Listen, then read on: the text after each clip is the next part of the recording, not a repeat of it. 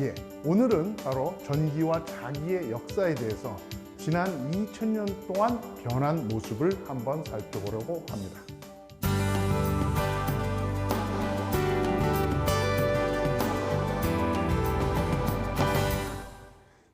안녕하십니까? 포스텍의 임경순입니다. 전기와 자기 현상은 우리 일상생활에서 흔히 쉽게 볼 수 있는 아주 흥미로운 현상입니다. 전기와 자기는 우리가 아주 오랜 옛날부터 접했는데요. 오늘 이 시간에는 제가 전기와 자기의 역사에 대해서 한번 3000년간 어떤 일이 벌어졌는지를 여러 흥미로운 그림과 함께 보도록 하겠습니다. 자, 자석과 나침판에 관한 한 아마 동양이 서양보다 훨씬 앞서 있었던 것 같습니다. 물론 자석은 동양과 서양에서 다 알고 있었지만 자석이 그 북쪽을 가리킨다는 것, 이것이 바로 나침판의 원리죠. 이런 나침판의 원리는 아마도 중국이 먼저 발견한 것 같습니다. 그러나 중요한 것은 늦게 알았지만 그들은 이것으로 지리상 발견을 하고 소위 대항해 시대를 이끌어서 오늘날 서구가 동양보다 훨씬 우월한 지위를 가게 하는데 큰 역할을 한 것이 바로 이 나침판이었습니다. 전기는 상당히 자석보다는 일찍 더 발견된 것 같습니다. 영어로 전기 하면 전자 하면 엘렉트론이라는 말을 쓰는데요. 엘렉트론. 이 엘렉트론의 그 원래 의미는 소위 그리스어로 호박이라는 호박. 그러니까 호박을 이제 문지르면은 그것이 이제 말하자면은 그 작은 물질을 끌어당긴다 하는 것을 이미 벌써 기원전 600년경 밀레토스의 탈레스라고 하는 사람도 알고 있었다고 합니다. 전기도 자기도 이제 많은 사람들의 흥미를 돋구기 시작하게 됩니다.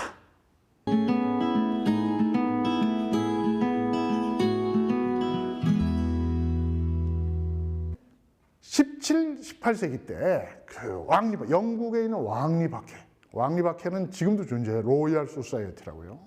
제일 중요한 학회인데 거기에 이제 실험 큐레이터였던 프랜시스 호크비라고 하는 사람이 이제 드디어 이 정전기를 아주 잘 발생시키는 그런 장치를 만듭니다. 여기 보시는 이 장치가 바로 이제 그 정전기 발생 장치인데요. 이 장치를 보면은 굉장히 돌려가지고 이리 돌리고 저리 돌리고 이렇게 해서 문질러가지고 이제 많은 전기를 발생시키고 그러다 보니까 이 전기에서 섬광이 번쩍 나오는 어떤 그런 현상도 관찰하게 되죠. 이젠 정전기가 아주 멀리 전달되고 끌어당긴다고 하는 그런 현상이 나오죠. 자, 바로 볼까요? 여기 스티븐 그레이라고 하는 당시 왕리박회에 이제 그 기고를 했던 아마추어 실험가는 정전기 현상이 접촉에 의해서 아주 멀리 전달된다는 현상을 발견하게 됩니다. 자, 이 스티븐 그레이는 이걸 발견해가지고 왕리박회에 이제 투고를 했는데요. 당시 왕리박회에는 이제 뉴턴이 이제 회장이었어요. 근데 이 사람이 또 이 뉴턴하고 별로 사이가 안 좋아가지고 이 사람은 결국 뉴턴이 죽기 전에는 이 놀라운 논문을 발표하지 못했어요. 그러니까 이런 것들이 점점 발전을 하면서 정전기 현상에 대한 것이 체계화된 것이 이제 바로 레이덴병이라고 하는 거죠. 레이덴. 그러니까 전기가 소위 플러스도 있고 마이너스도 있고 이런 두 가지 종류가 있다는 걸 알게 되고 그것을 또 그림으로 그린 게 이 그림 보면은 하나는 확산되는 어떤 정전기 모습이 나타나고 하나는 수축되는 어떤 정전기 모습이 나타나는데 이런 걸로 사람들은 전기가 아마도 두 가지로 있지 않을까 이렇게 이제 생각을 했던 거죠. 자, 그래서 이 전기의 이제 많은 현상들을 설명하기 위해서 소위 독일의 에게 폰 클라이스트하고 레이덴의 피터 판 무셴부르기 결국 레이덴병이라는 걸 발견해서 전기를 축적하고 이거 말하자면 콘덴사 같은 형태죠. 그것을 다시 또 전기를 발산하게 해가지고 여러 가지 재미있는 실험을 하는 그런 실험 장치로 발전하게 됩니다. 그러면서 이제 점점 이론적인 논쟁도 많아지죠. 전기라고 하는 것이 과연 두 가지냐, 한 가지냐. 지금 우리가 생각하면 플러스도 있고 마이너스도 있고 두 가지도 있고 뭐 한 가지 일유치설 둘 다 어떻게 보면 둘 다 맞는 이야기일 수가 있는데 아주 벤자민 플랭클이라는 사람은 이제 이 결국 전하가 두 개 있는 것처럼 보이지만 하나는 사실은 하나다. 뭐 이렇게 이제 하나가 많고 적음에 따라서 소위 전기가 플러스도 띄고 마이너스 띄는 거다. 이런 주장을 이제 하게 됩니다. 그러나 더 재밌는 건 이 벤자민 프랭클린은 아주 진짜 현대 입장에서 보면은 아주 위험한 실험을 하게 되죠. 그것은 바로 연에다가 이제 말하자면 딱 그 전기를 꽂아가지고 번개 칠 때 그것이 번개가 바로 전기라는 것을 입증을 합니다. 지금 생각하면 이런 실험하다가 안 죽은 게 참 용한데요. 이 실험을 함으로써 이제 결국 피뢰침의 필요성이 나타나게 되는 거죠.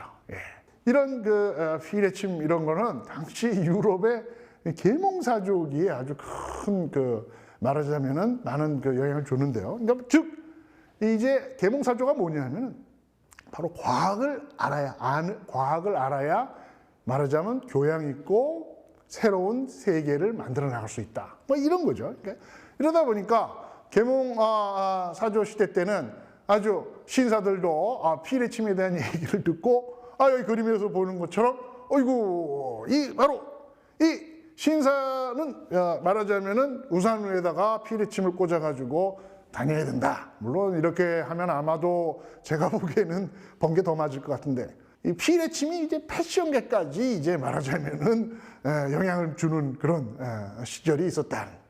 그 위에 보시는 그 사진도 이제 똑같은 정전기 발생 장치를 놓고 수많은 사람이 모여서 아주 교양 있는 사람들이죠. 이 교양 있는 사람들이 모여가지고 나름대로 이제 진지하게 실험하는 모습을 볼 수가 있습니다. 당시에 계몽사조기 때는 과학은 하나의 생활과 어떤 문화의 한 부분이었다고 할 수가 있는 거죠. 지금까지 이제 한 게 이제 소위 정전기 흐르는 전기가 아니라 말하자면 움직이지 않는 전기였는데 이제부터는 이제 동전기, 갈바니즘이라고 보통 얘기하죠. 갈바니 전기. 그 동전기를 갈바니 전기라고 하는 이유는 그 동전기를 처음으로 발견한 사람이 루이기 갈바니라고 하는 이탈리아 볼로냐 대학의 해부학 교수였기 때문입니다. 자, 이 사람은 개구리를 해부하다가 소위 동물 전기를 발견합니다. 이 그림을 보시면은 아마 여러분들이 이 사람이 정전기 발생 장치도 썼고 그 다음에 이제 금속을 이용해서 개구리 뒷다리를 갖다가 이렇게 딱딱딱딱 할 때 개구리가 움츠리는 것을 이제 기록한 그림이에요. 재밌는 것은 사실은 여기서 이 쇠와 구리가 접촉해서 전기가 만들어진 거고 사실 갈바니 개구리 뒷다리는 그것이 사실 검출기 역할만 한 건데 사실은 그러니까 전기가 동물에서 나온 건 아니죠. 그러나 갈바니는 이것을 갖다 이제 동물 전기라고 불렀어요. 물론 그렇다고 해서 갈바니가 전혀 이 전기 발생 원리를 몰랐느냐? 그거는 아닙니다. 알았지만 금속을 붙여서 나오는 전기보다도 오히려 동물 전기에 더 관심이 있었어요. 그는 해부학 교수였기 때문입니다. 당시에 갈바니의 조카인 조바니 알리니 이 사람은 배터리를 사용해서 동물 전기에 대한 많은 실험을 하는데요. 여기서 이제 놀라운 거는 이 사람은 진짜 끔찍한 실험을 합니다. 죽은 동물이나 사형수의 시체에 전기를 가해서 생명을 부여하는 엽기적인 실험을 합니다. 그래서 사형수들을 갖다가 전기가 바로 이제 죽은 시체에서 생명을 재현할 수 있다고 주장한 거죠. 그래서 이렇게 목이 잘린 사람들을 이런 사람들을 살려내기도 하고 그럴 수 있다 이런 주장을 합니다. 터무니없지만은 안 했어요. 왜냐? 실제로 물에 빠져 죽은 사람을 살려내기도 했습니다. 왜? 물에 빠져서 갑자기 여러분들 보면 물에 빠져 죽은 사람 바로 꺼내가지고 막 인공호흡하고 막 전기 충격, 요즘 쓰죠. 전기 충격 팍팍팍팍 주면은 결국 이게 다 살아나는 걸 볼 수 있잖아요. 죽은 사람을 살렸다. 이런 주장이 바로 이 알디니의 주장이었죠.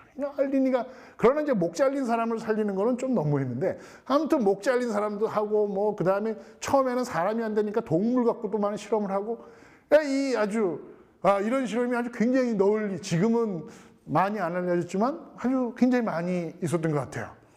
그래 아니나 다를까 이런 것을 가지고 소설 쓰는 사람도 나타났습니다. 바로 메리 셸리의 프랑켄슈타인이 이제라는 소설을 보면은 이 물리학적인 방법을 이용해서, 전기를 이용해서 바로 이 죽은 사람을 살려내거든요. 물론 뭐 셸리가 알디니 책을 읽었는지 그거는 명확한 증거는 없습니다. 근데 당시에 이제 분위기가 그런 게 굉장히 많았으니까 죽은 사람을 살리는 것을 이제 소설의 소재로 썼다고는 분명히 생각할 수 있는 거죠. 참 재미나는 전기 현상이었어요. 예. 자, 그러면 이제 바로 이런 전기는 점점 세련되게 발전하는 게 이제 바로 볼타인데요. 자, 소위 갈바니는 동물 전기에만 관심이 많았지만, 이 볼타는 소위 이 금속이 접촉해가지고 전기가 나온다는 거에 관심이 굉장히 많아가지고, 이제 이 볼타가 이 전기를 하나만 하면 약하니까 이걸 엄청나게 높이 쌓는 그런 실험을 합니다. 이 사람은 참 이거 갖고 실험하다가 참 상당히 위험한 행동까지 많이 하는데요. 여러분들 보시면은 처음에 한 2개 정도 했더니 찌릿찌릿하더라. 4개 올렸더니 펄펄 뛰더라. 그 다음에 나중에 10개 올렸더니 거의 쇼킹해서 죽을 수도 있죠. 참사가 이거 진짜 실험도 좋지만 사람 다치게 하는 그런 아주 실험까지 했다고도, 책을 가만히 읽어보면 이 사람이 쓴 실험한 거 잘 읽어보면 진짜 위험한 실험도 많이 했던 것 같아요. 아무튼 이런 걸 통해서 이제 볼타는 볼타 전지라고 하는 거를 만들어내는데, 이게 참 또 당시에 엄청나게 파문을 일으키는데요. 뭐냐? 아니, 이 볼타 전기가 딱 나오면서 이 볼타 전지 계속 에너지가 나오잖아요. 에너지가 막 나오니까 사람들이 어떻게 생각했냐면, 이거 볼타가 최초의 연구기관을 만들었다. 그 연구기관이 뭐냐? 움직이지도 않는데 일을 계속하는 거예요. 바로 그런 연구기관을 볼타가 만들었다는 소문이 돌아가지고 한동안은 굉장히 또 많은 관심도 가졌는데, 그럼 나중에 물론 이제 에너지 보존 법칙이라는 게 나오면서 이것은 이제 화학 에너지가 전기 에너지로 바뀐다는 걸로 이제 일단락됐죠. 그러나 아직 이 당시에는 에너지 보존 법칙이 나오기 전이었기 때문에 이런 에피소드가 있었던 것 같습니다.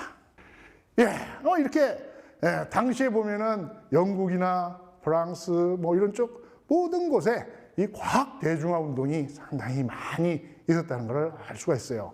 영국에서는 이제 왕립연구소에 험프리 데이비가 이제 중심이 돼가지고 이제 많은 과학 대중화 사업을 했고, 바로 밑에서 있던 조수로 있었던 마이클 패러데이도 바로 여기서 과학 대중화 운동을 통해서 발굴된 과학자였습니다.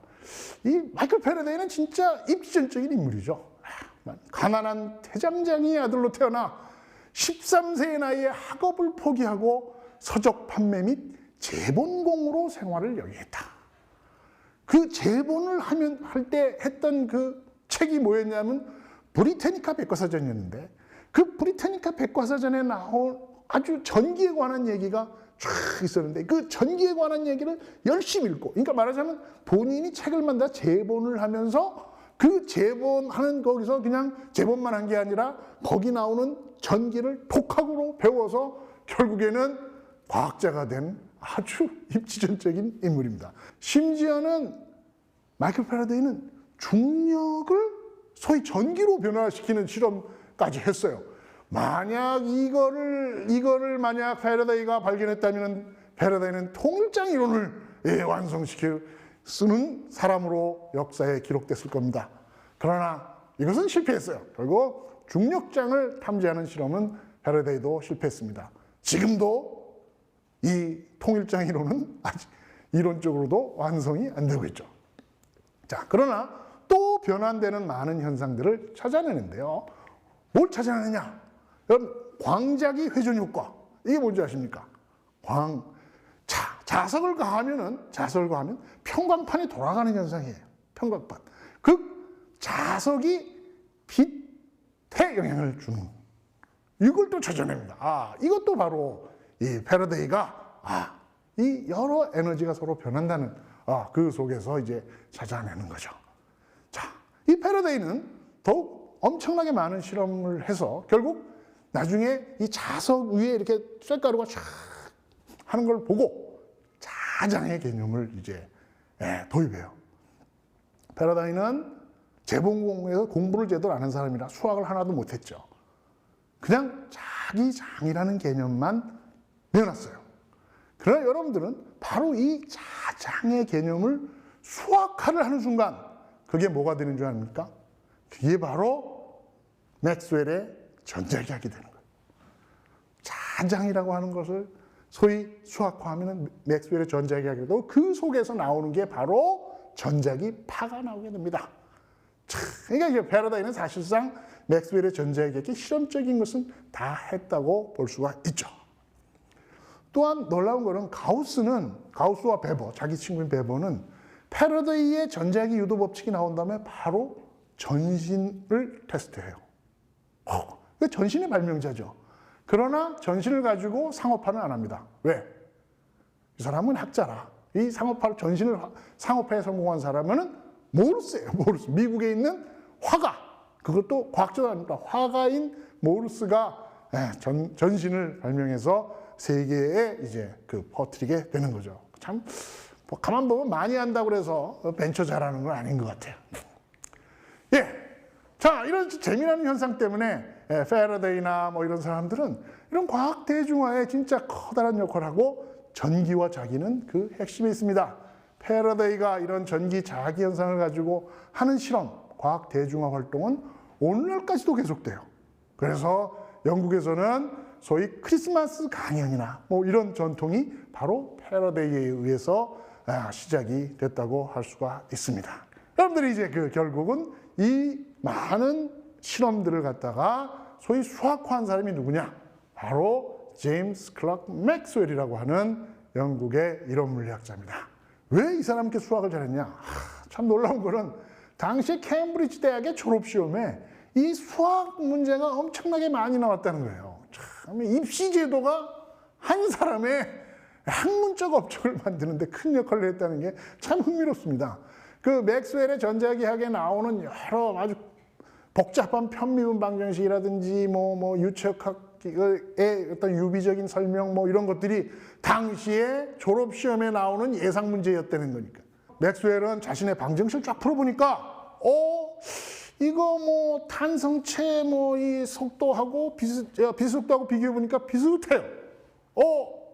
그럼 결국 빛이라고 하는 건 전자기파 아니야? 이런 또 주장을 하게 됩니다. 빛이 전자기파가 되는 거예요, 여러분들. 그래서 광학과 전자기학이 통합되는 어떤 것을 마련하게 됩니다. 지금까지 여러분들은 저와 함께 그 자기와 전기의 역사에 대해서 살펴보았는데요. 바로 이런 전기와 자기는 오늘날 자기 부상 열차를 비롯해서 우리의 실생활에 아주 밀접하게 활용되고 있습니다. 자, 전기와 자기의 세계는 앞으로도 계속 여러분들 앞에 펼쳐질 것입니다. 감사합니다.